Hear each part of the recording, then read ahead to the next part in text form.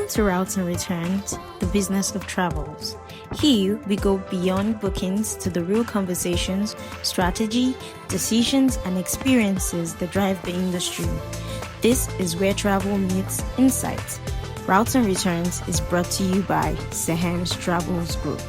Hello, everyone, and welcome to another episode of Routes and Returns. I am Alexandra, and I'm here with Mr. David S. Bator, the travel industry guru. And we're still on the topic of decisions and lessons learned from decisions that were made in business and, for him, the travel industry.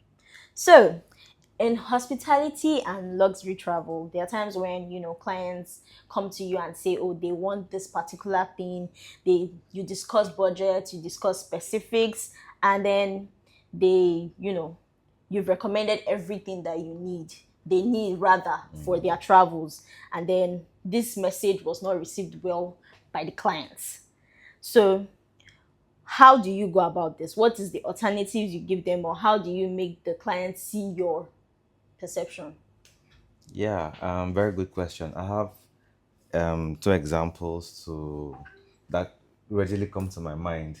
Okay. There was this time a client wanted a first class ticket to London, and as we usually do in our company, we gave them lots of options, different airlines. We started with the direct option, of course, British Airways from Abuja, and then they were like, "Oh, this is so expensive," even though our rates were even less than what was on the website of the airlines. We look for the best for you Of guys. course, we do. And then that wasn't working. We now got other, flight options with connections. That wasn't working as well because of course, the cost to them. And then we now even moved to Lagos, Virgin, different options from Lagos as well, and that was still not working. So I now suggested that why not just, downgrade to business. Eh? Yes, and that client really lashed out at us. I cannot forget. It was early days when we started. Another example was there was this time a family wanted to travel. It was within Nigeria on a private jet, Okay. and they wanted a Challenger. A Challenger can take 10 people conveniently, the 12-seater, and the other 2-seater for the air hostess. Okay. And they wanted a Challenger, and we gave them very competitive rates, and it was just back and forth, and all. So I was like, okay, why not just go for a Falcon? The Falcon is considerably cheaper, but it can take 8 people. Mind you, he has taught us so many times that clients want what they want. They want what they want, absolutely. That's why it's very surprising to hear this. But go on. Yes, that was then, not now. I've learnt my lesson. Okay. And then I suggested that to the client, and the man just went haywire on us. So I've learned that sometimes when a client comes with this request, they are not just asking for transportation. It's a vision of what they already have in mind to do. They want to fly first class. So in these cases, I've learned not to use logic, to try to answer or give them alternatives, because they will interpret it with emotions. That's why you're trying to downgrade me. Exactly, because it is what they want, and people want what they want. So now I am more clear. I ask more questions, and then I ask if there are room for alternatives and suggestions and all. Because that's actually one thing that we need to do, ask them if they want alternatives. Because these days you need to, ask people so that they don't see you as budging in their own decision makings. But anyways, that was nice. I'm surprised that anyway, you said that was then. That was then. Okay, so because there are a lot of things that will make a client want to fly first class or a PJ of that caliber. It could be prestige, it could be a bucket list, it could be different things. So you're now trying to offer without asking them clearly for a lesser alternative. Most people don't take it well. Making decisions on their behalf. Exactly. Like I said, we're talking about decisions. Yeah. Okay. So we just spoke about the decisions you made then, which you said you made those decisions then. Yes. Meaning that they were lessons you learned then. So I want to ask, the best decisions or the best lessons come from things that didn't go as planned, or things that you did before and then they went haywire. So can you tell us one of those decisions that you made that didn't go as planned, or something you did that didn't go as planned? Yes, these things happen a lot, and there's some things that you want, even as an individual or as a business, that when you get it, there are things that you were praying for, but when you get it, it could actually destroy or jeopardize the business. I have a very good example in mind. I think in 2017, when Uber was very strong in Uber. Abuja, Uber, yeah. Okay.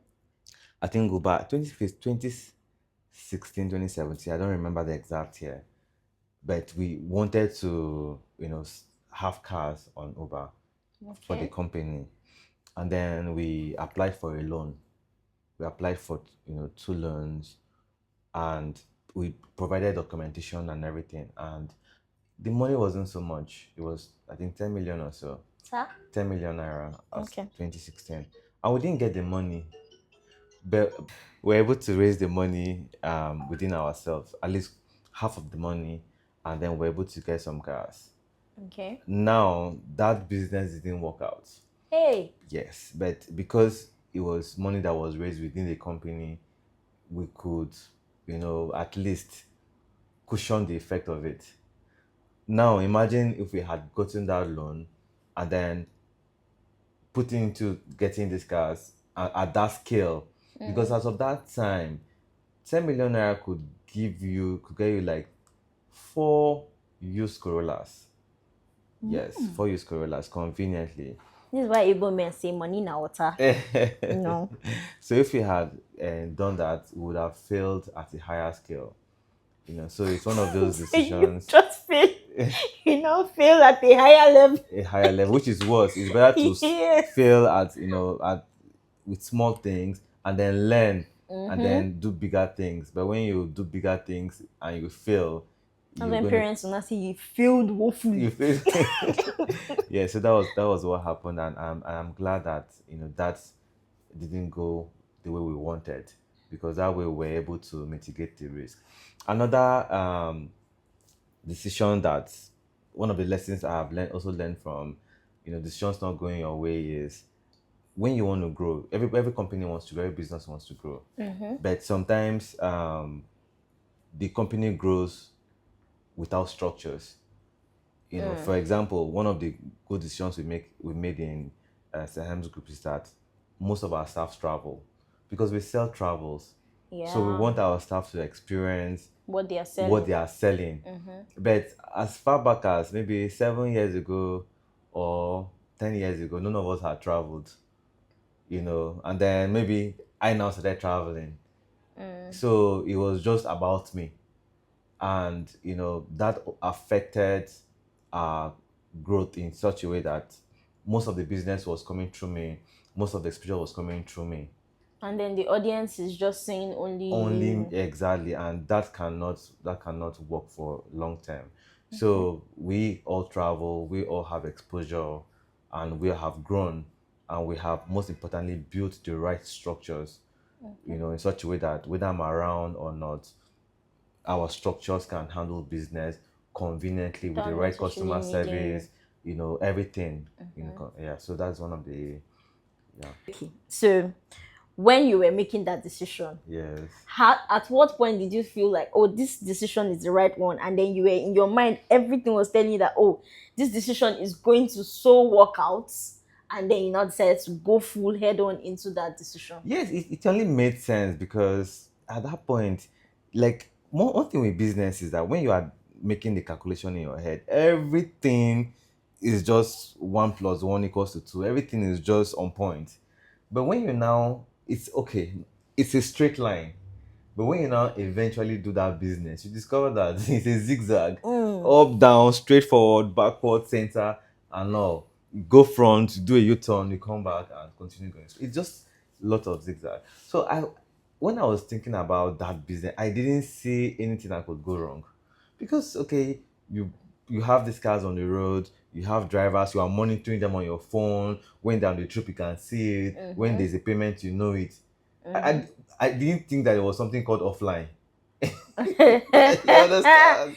They will do you. The uh, more you look, the less you see.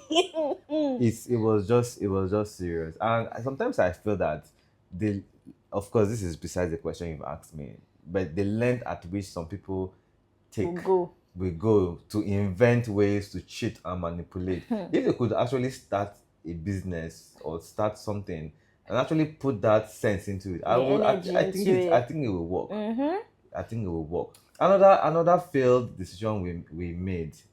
Of course, most people don't know yet, but is that we have closed our restaurant in Abuja. People don't know that yet.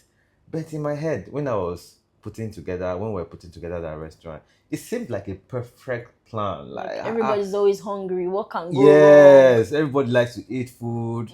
If you buy a bottle of water for this amount, you can sell it times five at your restaurant, and it's still a good rate. You buy food from, of course, just Benue where food is cheap. Bring it, And then process you it, sell it process at a it. good place. Same thing with alcoholic beverages. But when we entered that business, yes, the things The check and the balance was check not and check and balancing, balancing. exactly. We tried to bring in software, we tried to do training, but that didn't work out. And it's also a good thing to know when to stop and know when to, refire and do something bigger and better next time. But then that was another You decision that count your losses and count pack your your bags. losses, with your tongue, and then you move on. So Yes, you said something about learning when to know when to stop. very So important. how difficult was it for you to admit that, oh, this decision I made is looking like there's some, breaks and cracks in it. So how difficult was it for you to like pause and say, no, I need to retract my step? Like you keep saying, learn, relearn, and unlearn. So Yes, absolutely. how difficult was it for you to know that, oh, I'm the one that made this decision, but Yeah, for me, it's so mostly it's an ego thing. It's mostly an ego thing. And when you make decisions logically and you remove ego, and it's quite easy because you're looking at your books, right? No, sometimes some people still want to push, want to see it to the end. They will not tell you that, oh, I need to see this to the end. I started it. I'm not a quitter. I have to finish it to the end. There's some people like that. yes, the Bible says that wisdom is profitable to direct, right? Don't make me bring out the pastor. You know how it can be. You know how it can be, right? But there are some times where you need to push. As I said yesterday, most businesses break through, not because they are brilliant ideas, but because the owners and founders found an idea that had a demand, Okay. and they were able to consistently push it through, put their legs on the gas, The and pedal ensure on and the pedal and ensure that they continue moving as long as there was road. It's either you hit a brick wall or you go to the promised land, right? But nothing's when going you to break stop through you. the You brick won't wall. stop by yourself. But then there are some times where you actually need to stop. You actually need to look at the data and not just give up. I didn't say give up, right? You can do something differently, or you can adjust what you are doing and do it better. For Like you example, there are said. some businesses that maybe you started that time that are not viable now. You can't continue pushing it. True. You may have to adjust and do things differently and Learn, better. unlearn, and Exactly, yeah. Okay. So So we just spoke about, decisions that were made, lessons learned, and things like that.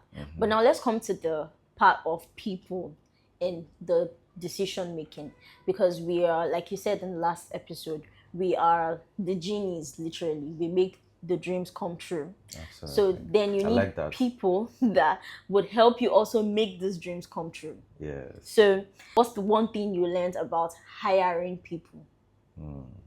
And then bringing this talent, or rather the genies under you into the business. Yeah. So one thing I would say that about hiring people is this is also what I've learned on the job. I didn't know most of these things when we started. I I love talented people, but I would rather hire for character, right? Because talent can be taught, or let me not use the word talent, skill, because we need skills to do the business. You need a skill, a particular skill. For example, we need ticketers that understand and manage Galileo Sabre to handle the ticketing part of the business. We need tour operators to handle the tour part of the business, and then visa specialists. To handle that part of the Then of business. course maybe drivers for the concierge department, and maybe hoteliers for the short leg department, right? So those are skills that are needed in this business. But character, I would rather hire someone that has character than somebody that is well skilled. Because skills can be taught, but character cannot be taught. So it reminds me of something where someone said, skills can get you into a room, but your character would keep you in that organization. Exactly. Same way as a lady, beauty can get you the man, right? But character is what's going to keep you there. Okay? So for me, Ladies. So for me, character is everything. Things like integrity, things like emotional intelligence, things like accountability. These are things that cannot be taught. Yeah, because some people don't like to take accountability They for don't know what how to they've done. take accountability. So for me, character over skill set. So for me, when we're doing interviews now, I see how I can see the character, this person's character. Of course, you cannot see these things beside just by interviews and all that. People know how to pretend when they're applying for jobs. But I also pray a lot when we're trying to bring people into the company, because somebody with the wrong character can just mess things up. And let me give you a very good example. There was this guy that we hired in 2022. The guy was actually very good in terms of skill. Okay. But then his character was not good enough. And I kind of noticed that, 2021 rather, I noticed that during the interview. But I told myself that the red flags. I saw the red flag, but I just said that, okay, this guy is going to be working under somebody. So he's not going to be the team lead for that particular department, So let us just, harness his skills, and then, the character thing can be sorted out, right? Maybe you can, fine tune it. That guy fought with his team lead in a very bad way, and then he also bypassed company structures to a large extent that it cost us so much. It cost us so much. So that singular mistake made me to learn this particular thing, that people can always learn skills but cannot learn character. So hire more for character than skills, and teach them the skills later. For those that don't have the skills, but if they have the skills and the character, please hug them and bring hug them tight, bring them in. Yes. Okay, so have you read? You just said something about you saw the red flags, but then you ignored the red flags. Yeah. So have you ever made a people decision that affected the direction of the company? The company, yeah. So this goes both negative and positive. Okay. Talking about even this example, our general manager, Mr. Mani, he's not a typical travel personnel. He's a lawyer. Yeah, he was a lawyer. He was a law person before he came into the company. But we all can all changed attest his direction. He changed his direction, of course. But we can all attest to the amazing things he's doing, for the company. Yeah. Right. I think even our head of stores, he was a banker, and he read industrial chemistry. But now he's the head of stores and he's doing really well. Then I think there was one time I hired somebody that was, I didn't poach this person, but the person came from another company. Okay. And we thought that they had all the skills. Because of the recommendation. They had spent, 7 years plus in the industry and all that. But zero skills, zero character, zero accountability, eye service and all that. The person didn't last year from up to 3 months. You know me now, once you don't deliver, I'll show you the door. Pack your bags and come and be going. Pack your bags and be going, please. Okay. It's not personal. Okay. It's not personal. Yes. So now that you've learned this, decisions while hiring, what signs do you now look for when that you didn't notice before when like we said, decisions that you made before and lessons that we learned. So what signs do you now look for when you hiring or when you want to bring people, or like I said, the genies into your business? Okay, of course, there are some things that you can, take note of. But at the end of the day, you just need to trust God and use experts, right? I don't involve myself in hiring directly. I'm always part of the team, but I'm an observer because I discovered that I'm very bad at hiring. I look at potential, yeah, right? But potential doesn't get the work done. Okay. Take people for who they are and for what they are. It takes a Right. lot for someone So to I know use that. HR agencies to. I'm Like, it takes a terrible. lot for someone to know that, oh, I Yes. don't know how to do this, and then being able to I say, oh, I'm wouldn't very terrible at this thing. I wouldn't even say otherwise. So I use HR agencies, but then I tell them that of course character. And then during interviews, I also make my observations. I try to, push questions that talk more of the person's character, accountability, how they've handled difficulties with maybe clientele or their work, their Okay. relationship, most very important relationship with their With people. past um past company they Company. were working. Okay. Anybody that comes and tells that, oh, my former boss was horrible, the other one was terrible, you just A wait for part your of the turn. problem. Oh. You just wait for your turn. Your own turn will soon come, right? So those are just some of the things I try to do. Okay. Yeah. Okay. Yeah. So another thing I do is I also pay attention to people that work for money or for passion. We all need money in this country, but if you have a team that is working purely for For money money. without passion, right? Any day the money is not there. Exactly. I love what I do, honestly. Like, it's not for me, it's not about the money. I love what I do genuinely. And people that are excelling in this company are also people that genuinely love what they Okay. do. Right. Another thing is ownership mentality. Some people have this mindset that when something is on my table, it should be done well.